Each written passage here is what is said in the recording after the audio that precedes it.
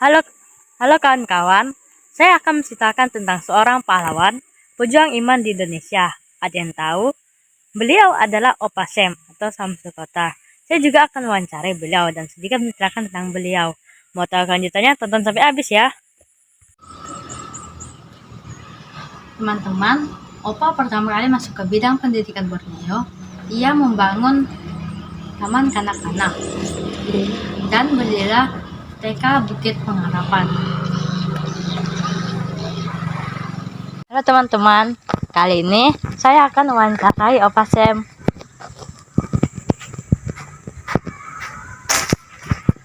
Permisi Opa. 17 ya, iman timbul dari mendengar dan mendengar firman Allah, itu caranya. Lalu untuk mempertahankan iman, kita harus selalu dengan buku petunjuk yang saya pakai tadi malam itu.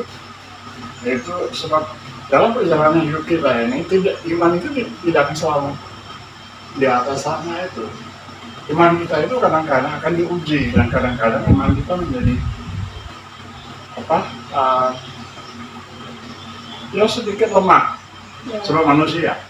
Tapi ada supaya iman itu menjadi kuat lagi, kembali ke Alkitab, kembali untuk ingat apa yang Tuhan sudah katakan. Jadi kalau sudah terima iman dari Tuhan, waktu Tuhan bicara, itu harus dicatat, sehingga kalau nanti iman itu diuji, doa dan ambil itu catat, oh iya Tuhan juga bicara. Itu cara kita mempertahankan iman kita. Kadang-kadang itu belas kasihan itu muncul, padahal tidak ada uang.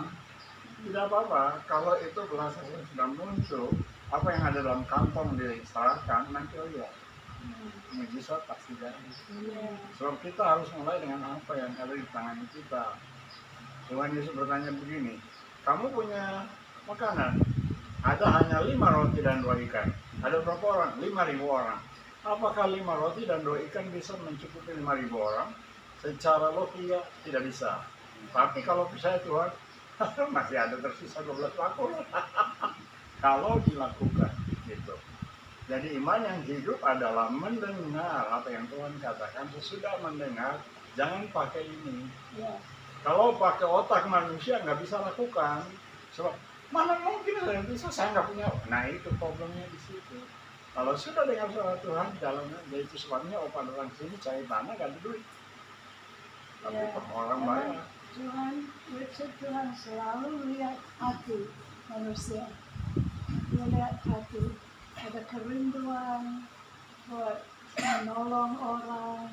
Ada kerinduan buat bangun sesuatu. Tapi Tuhan, saya harap kepada Engkau, saya nggak bisa, saya nggak ada uangnya.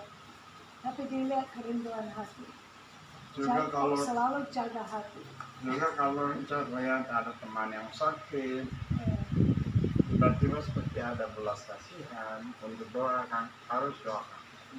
Sebab digerakkan dengan belas kasihan. Itulah sebabnya Tuhan Yesus melakukan banyak mujizat karena itu. Dimulai dengan menaruh belas kasihan pada orang banyak. Tanpa firman itu Alkitab yang setiap hari aku dengar orang tua sampaikan kata-kata, dengar mereka semua yang ditulis di Alkitab. Allah sudah bilang kalau menurut apa yang dia bilang itu akan sukses. Jadi harus nurut semua.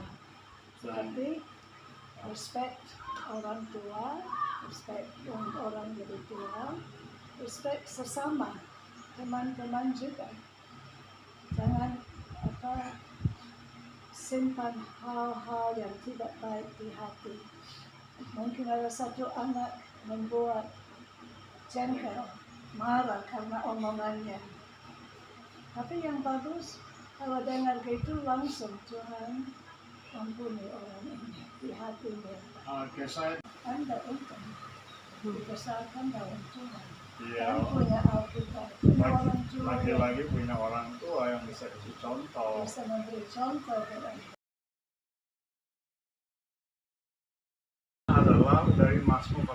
98 itu karena memang buku yang kami tulis dengan tujuan itu.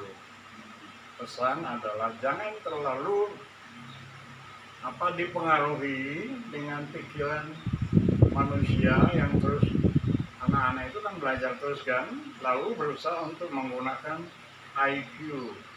Dan kalau kita menggunakan IQ itu akan sangat bertentangan dengan iman. Jadi iman itu harus lebih kuat dari pikiran kita. Karena ada 3 jenis iman.